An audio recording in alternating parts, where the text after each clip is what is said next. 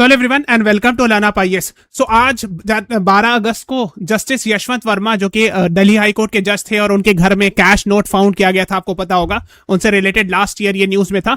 तो उनसे रिलेटेड एक इंक्वायरी रिपोर्ट टेबल की गई लोकसभा में और इसमें कहा जा रहा है कि उन पर चार्जेस प्रूव हो गए। तो ये क्या चीज है, कैसे चार्जेस प्रूव हुए हैं, ये एक कमेटी बनाई गई थी जजेस इंक्वायरी एक्ट के अंतर्गत। इससे पहले एक और कमेटी बनाई गई थी। ये सब हम लोग इस क्लास में जानेंगे, क्या है जस्टिस यशवंत वर्मा का मामला। और इससे रिलेटेड यूपीएससी प्रीलिम्स में 2019 में क्वेश्चन आ चुका है। उस टाइम पर रिमूवल मोशन या इंपीचमेंट मोशन चल रहा था सीजेआई दीपक मिश्रा के अगेंस्ट। तो ये क्वेश्चन आया था। तो अगेन ये क्वेश्चन रेलेवेंट है, जजेस इंक्वायरी एक्ट 1968 काफी ज्यादा रेलेवेंट है आज के क्लास में। ओके, सो इसको देखिएगा, वीडियो को लास्ट तक देखिएगा। हम लोग प्रीवियस ईयर क्वेश्चन इसको डिटेल में डिस्कशन भी करेंगे लास्ट तक। वीडियो को लास्ट तक देखिएगा। This is about me. और चैनल को सब्सक्राइब कर लीजिएगा। प्लेलिस्ट में जाकर के ये वाला यूपीएससी प्रीलिम्स पीवाईक्यू रिपीटेशन का प्लेलिस्ट देख लीजिएगा। आपको रियलाइज हो जाएगा किस तरह से यूपीएससी के प्रीलिम्स के क्वेश्चंस रिपीट होते हैं। ओके, इसके बाद क्या करना है, learnupies.com के वेबसाइट पे जाकर के हमारे कोर्सेज चेकआउट कर लेना है। ब्राउज कोर्सेज पे जाके अभी 50% डिस्काउंट चल रहा है इंडिपेंडेंस डे का, 15 अगस्त को 12 बजे रात तक रहेगा।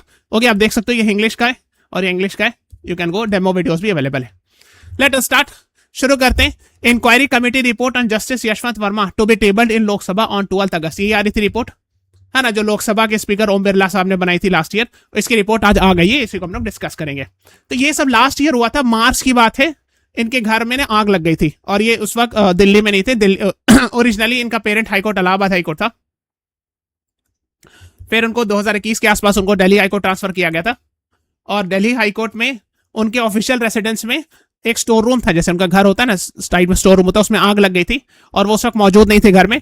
वो दिल्ली से बाहर गए हुए थे और जब दिल्ली फायर सर्विसेज के ऑफिसर्स पहुंचे तो उन्होंने देखा कि इतना सारा बर्न कैश नोट्स है। आप देख सकते हो ये सब इमेजेस। तो फिर लोगों ने डाउस किया, बुझाया इसको, आग बुझाया। लेकिन उसके बाद क्या हुआ, जो कहते हैं ह्यूज अमाउंट ऑफ कैश था, तो ये सब वीडियोस जो है, फोटोज जो है, भेजा गया CJ chief justice of Delhi high court को, सुप्रीम कोर्ट के सीजेआई को। तो सुप्रीम कोर्ट के सीजेआई थे जस्टिस संजीव खन्ना। उस टाइम पर एक इन हाउस कमेटी बनाया था उन्होंने। इन हाउस यानी जुडिशरी अपनी जुडिशरी की इंक्वायरी करा रही है, इसलिए इसको इन हाउस मैकेनिज्म कहा जा रहा है। सो 3 मेंबर कमेटी बनाई गई थी जिसमें जस्टिस शील नगु थे, chief justice Punjab Haryana high court, justice GS Sandhawalia थे, chief justice of Himachal high court, और जस्टिस अनु शिवरम थे, जज ऑफ कर्नाटक हाईकोर्ट। और ये 3 मेंबर कमेटी ने रिपोर्ट फाउंड किया और बताया लास्ट ईयर जून में कि हम लोग कन्विंस नहीं है। इनके जो आर्ग्यूमेंट उन्होंने दिया है बहुत ह्यूज अमाउंट ऑफ वैल्यू था और हाईली सस्पिशियस आइटम भी उसमें था। यानी कहने का मतलब है सस्पिशियस, यानी कि बहुत इतना बड़ा अमाउंट ऑफ कैश किसी घर में कैसे पाया जा सकता है। तो ऑफ कोर्स ये क्वेश्चन रेस कर रहा है करप्शन का एटसेट्रा एंड ऑल। तो वो उस टाइम पर जो ये 3 मेंबर कमेटी बनाई गई थी, इन हाउस कमेटी सीजेआई के द्वारा, उसमें एक्चुअली ये बात निकल कर आई थी। अब देखो सो जस्टिस यशवंत वर्मा साहब का मामला, उसके बाद क्या हुआ कि बेसिकली जो है ना, ये पार्लियामेंट का पावर होता है किसी को जज को रिमूव करना, है ना। सो आर्टिकल 124 क्लॉज 4 आप जानते होंगे, सुप्रीम कोर्ट के जज का रिमूवल होता है। आर्टिकल 124 क्लॉज 4 में लिखा है प्रूव्ड मिसबिहेवियर और इनकैपेसिटी कारण, और दोनों हाउसेस से 2/3 मेजोरिटी से पास करना होता है। सेम आर्टिकल 217 में अगर हाईकोर्ट के जज का रिमूवल जो लिखा है उसमें यही लिखा है कि जो सुप्रीम कोर्ट के जज का रिमूवल प्रोसेस है वही हाईकोर्ट के जज का रिमूवल प्रोसेस है। नाउ तो लास्ट ईयर, पिछले साल जुलाई में ये इनिशिएट किया गया। मार्च में नोट्स पाए गए, तो पिछले साल जुलाई में ये इनिशिएट किया गया मामला। और आपको पता है जजेस इंक्वायरी एक्ट 1968 क्या कहता है, इसी पे क्वेश्चन आया था ना यूपीएससी प्रीलिम्स में 2019 में। ये कहता है कि अगर आपको इनिशिएट कर रहा है रिमूवल मोशन और लोकसभा में स्टार्ट कर रहा है तो 100 लोकसभा के एमपी जो है वो साइन करके देंगे, या राज्यसभा में अगर इनिशिएट करना है तो 50 राज्यसभा के एमपी साइन करके देंगे, तभी इनिशिएट होगा मोशन। तो आप देख सकते हो राज्यसभा में भी एनफ 63 मेंबर्स ने लिख दिया था और 152 लोकसभा में लिखा था ना। तो इसका मतलब है कि दोनों जगह में से किसी से भी इनिशिएट किया सकता था, because more than 100 Lok Sabha MPs ने साइन करके लोकसभा के स्पीकर को दिया था कि अब इनिशिएट कीजिए रिमूवल मोशन। तो लोकसभा के स्पीकर थे ओम बिरला साहब, उन्होंने कमेटी बनाई जजेस इंक्वायरी एक्ट 1968 के अंदर।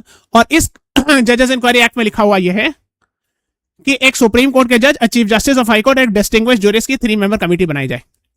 और ये कौन बनाएगा, अगर लोकसभा में इनिशिएट हुआ है मामला तो लोकसभा के स्पीकर बनाएंगे, अगर ये मामला राज्यसभा में इनिशिएट हुआ है तो राज्यसभा के चेयरमैन जो कि वाइस प्रेसिडेंट ऑफ इंडिया है वो बनाएंगे। तो लोकसभा में ये बात इनिशिएट हुई और लोकसभा के स्पीकर मिस्टर ओम बिरला साहब ने 3 मेंबर कमेटी बनाई। इस कमेटी की रिपोर्ट आज आई है 12 अगस्त को। वो जो इन हाउस मैकेनिज्म की कमेटी बनाई गई थी वो सीजेआई ने अपने से बनाई थी, उसमें 3 जजेस थे, है ना। वो जजेस इंक्वायरी एक्ट के अंदर नहीं बनाई गई थी, सीजेआई ने अपने से बनाया था, ठीक है। बिकॉज जजेस इंक्वायरी एक्ट के अंदर जो 1968 के अंदर कमेटी बनाई जाती है वो चाहे तो लोकसभा के स्पीकर बनाएंगे या राज्यसभा के चेयरमैन। तो ये जो कमेटी बनाई गई, इसने इन पे थे 3 मेंबर थे, सुप्रीम कोर्ट के जज justice Arvind Kumar, chief justice of Bombay high court justice Shri Chandrashekhar और सीनियर एडवोकेट बीवी आचार्य। इन तीनों ने कमेटी ने आज रिपोर्ट पेश की, लेकिन आपको पता होना चाहिए इसी साल अप्रैल में जस्टिस यशवंत वर्मा साहब ने रिजाइन कर दिया था। और जनरली ये होता है कि अगर हाईकोर्ट या हायर जुडिशरी यानी हाईकोर्ट या सुप्रीम कोर्ट के जज रिजाइन करते तो ऑटोमेटिकली एक्सेप्ट मान लिया जाता है, आप जानते होंगे। तो उसके बाद क्या हुआ, 9 अप्रैल तो उन्होंने रिजाइन कर दिया, लेकिन तो भी आज कमेटी की रिपोर्ट आई, देखो मैं दिखाता हूं, ठीक है। और मैं बता रहा हूं अभी, देखो हुआ क्या कि जब ये बात हुई तो उसमें एक बात और उठी कि इन पर एफआईआर रजिस्टर किया जाए, क्योंकि इनके यहाँ कैश पाया गया। लेकिन वो इस साल 9 अप्रैल को रिजाइन किया, तो उससे पहले तो जज थे, तो लोगों ने पिटीशन फाइल किया था सुप्रीम कोर्ट में, है ना। और कहा यह गया था, ये बहुत फेमस केस है वी रामास्वामी केस, या इसको वीरा स्वामी रामास्वामी केस कहते हैं, वीरा स्वामी या वी रामास्वामी केस 1991 का। उसमें कहा यह गया था कि अगर एक हाईकोर्ट या सुप्रीम कोर्ट के जज के अगेंस्ट एफआईआर रजिस्टर कराना है तो सीजीआई से परमिशन लेना होगा। इस केस में सीजीआई ने उस टाइम पे परमिशन नहीं दी थी, यानी अभी तक उन पर एफआईआर नहीं हुआ था जस्टिस यशवंत वर्मा पे।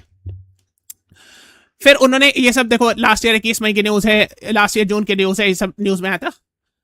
अब हुआ क्या कि अप्रैल में उन्होंने रिजाइन कर दिया, तो अब ये फॉर्मर जज हो गए जस्टिस यशवंत वर्मा साहब, तो इन पर रिमूवल मोशन तो नहीं शुरू होगा चूंकि उन्होंने रेजिग्नेशन दे ही दिया। लेकिन जो 3 मेंबर कमेटी, उसकी रिपोर्ट आज टेबल की पार्लियामेंट में 12 अगस्त को। कौन 3 मेंबर कमेटी? वही जो जजेस इंक्वायरी एक्ट 1968 के अंदर बनाई गई, उसकी बात कर रहा हूं मैं, है ना। तो उन्होंने कहा है कि charges against justice Yashwant Verma proved मतलब इन द सेंस, कहने का ये मतलब है कि प्रूव्ड कहने का मतलब है कि जो उन्होंने एक्सप्लेनेशन दिया कि इतना ह्यूज अमाउंट ऑफ कैश कहां से आया, वो इवेसिव एंड अनसैटिस्फैक्टरी था, यानी हम लोग कन्विंस नहीं, बिकॉज अगर आपके घर में ह्यूज अमाउंट ऑफ कैश पाया जाता है तो आपको बताना पड़ेगा कि वो कहां से आया, नहीं तो बाय डिफॉल्ट ये माना जाएगा कि वो करप्शन से आया है एटसेट्रा एंड ऑल। तो भाई कमेटी थी 3 मेंबर कमेटी, मैंने आपको बता दिया, जो जजेस इंक्वायरी एक्ट 1968 के अंदर बनाई गई थी। और उन्होंने ये कहा Thus records final findings that article charges 1, 2, 3 are proved। तो उन्होंने कहा कि हाँ प्रूव्ड है, इसलिए कि उनके पास इतने ह्यूज अमाउंट ऑफ कैश थे, उन्होंने आर्ग्यूमेंट मतलब कोई कन्विंसिंग आर्ग्यूमेंट नहीं दिया। ओके, तो 2 रिपोर्ट 2 वॉल्यूम में टेबल की गई थी एटसेट्रा, आज ही ये आपको पता होना चाहिए। अब क्या हो सकता है, अब तो उन्होंने रिजाइन कर दिया है, तो रिमूवल मोशन स्टार्ट होगा ना। तो रिमूवल मोशन का कोई मतलब नहीं बनता है कि बिकॉज बाय डिफॉल्ट क्या होता है, उनकी रेजिग्नेशन एक्सेप्ट कर लिया जाता है। जैसे कि अभी तक यूनियन लॉ मिनिस्ट्री ने इनके रेजिग्नेशन को नोटिफाई नहीं किया है, लेकिन चूंकि हायर जुडिशरी का ये मामला होता है कि जैसे ही कोई हाई कोर्ट या सुप्रीम कोर्ट के जज रिजाइन करते हैं, बाय डिफॉल्ट ऑटोमेटिकली उनको उनका रेजिग्नेशन एक्सेप्ट कर लिया जाता है। दूसरी बात यह कि रिमूवल मोशन नहीं स्टार्ट होगा, लेकिन एफआईआर तो उनके अगेंस्ट रजिस्टर अब किया जा सकता है, क्योंकि ये फॉर्मर जज हो गए अब, तो इस हिसाब से सीजीआई से परमिशन की शायद अब जरूरत भी नहीं होगी। दूसरी बात यह है कि अब 3 मेंबर कमेटी जो जजेस इंक्वायरी एक्ट 1968 के अंदर, उन्होंने भी ये कह दिया। और लास्ट ईयर जो 3 मेंबर कमेटी बनाई गई थी इन हाउस मैकेनिज्म, यानी जो सीजीआई ने खुद बनाया था, उसने भी कहा था कि वी आर नॉट कन्विंस्ड, उनके आर्ग्यूमेंट जो उन्होंने दलील दिया है कि उनका पैसा कहां से आया एटसेट्रा। तो बाय डिफॉल्ट ये अब कह रहे बहुत सारे लॉयर्स, लीगल एक्सपर्ट कि शायद इनके खिलाफ अब एफआईआर रजिस्टर किया जा सकता है ना। Justice Yashwant Varma found former जज, है ना, found guilty by house panel in cash row case. Okay, तो अब देखो हो सकता है उनके खिलाफ केस वगैरह इनिशिएट किया जाए। चलो अब हम लोग प्रीवियस ईयर क्वेश्चंस डिस्कस करते हैं। ये 2018 में जस्टिस दीपक विश्वनाथ सीजीआई थे, उनके अगेंस्ट रिमूवल मोशन इनिशिएट किया गया था, लेकिन उस टाइम पर जो राज्यसभा के चेयरपर्सन थे यानी वाइस प्रेसिडेंट ऑफ इंडिया थे वेंकैया नायडू जी ने, उन्होंने रिजेक्ट कर दिया था। So motion to impeach, actually technically impeach word सही नहीं है, रिमूवल होना चाहिए, बिकॉज इम्पीचमेंट जो है सिर्फ प्रेसिडेंट के लिए होता है अंडर आर्टिकल 61। हालांकि इन लोगों ने लिख दिया था तो हम लोगों ने एज्यूम कर लिया कि सही होगा ये वर्ड, बिकॉज नहीं तो अगर आप सबको गलत कर दोगे इम्पीचमेंट तो कोई भी सेट नहीं बैठ रहा है। इम्पीचमेंट नहीं, रिमूवल होना चाहिए यहाँ पे इम्पीचमेंट लिखा तो 1, 3, 4 काट दोगे तो खत्म हो जाएगा। लेकिन हम लोग एज्यूम कर लिए कि इम्पीचमेंट मतलब वो लोग रिमूवल बात करें, हालांकि टेक्निकली यूपीएससी को इम्पीचमेंट वर्ड नहीं लिखना चाहिए, वो गलत है वर्ड लिखना। इम्पीचमेंट अंडर आर्टिकल 61 सिर्फ प्रेसिडेंट के लिए होता है, याद रखिएगा। आप 124 क्लॉज 4 पढ़ के देखो, रिमूवल वर्ड लिखा है, और इम्पीचमेंट ऑफ प्रेसिडेंट और रिमूवल ऑफ सुप्रीम कोर्ट जज सेम नहीं होता है, ये भी पता होना चाहिए। ओके, तो removal can not be rejected by speaker, नहीं रिजेक्ट कर सकते हैं, है ना। उस टाइम पर सीजीआई दीपक मिश्रा का मामला हुआ था, तो राज्यसभा के चेयरपर्सन ने रिजेक्ट कर दिया था। Constitution defines and give details of what incapacity and prove misbehaviour is, नहीं। अगर आर्टिकल 124 क्लॉज 4 लिखोगे तो सुप्रीम कोर्ट के जज का जो रिमूवल का रीजन लिखा है, इस रीजन से रिमूव किया सकता है, लेकिन डिफाइन ही नहीं कर रहा है, एक्सप्लेन थोड़ी बस लिखा हुआ है कि ही can be the person can be removed because of incapacity and proved misbehaviour. Details of inquiry of impeachment of the जजेस of inquiry are mention, yes ये तो बात सही है कि कैसे रिमूवल करना है उसके बारे में डिटेल चीजें यहाँ मेंशन है। मोशन टू रिमूव अ जज is taken up for voting law requires motion to be backed by each house and supported by it of not less than 2/3, ये लिखा है 124 क्लॉज 4 में कि 2/3 मेजॉरिटी स्पेशल मेजॉरिटी चाहिए। So answer is C.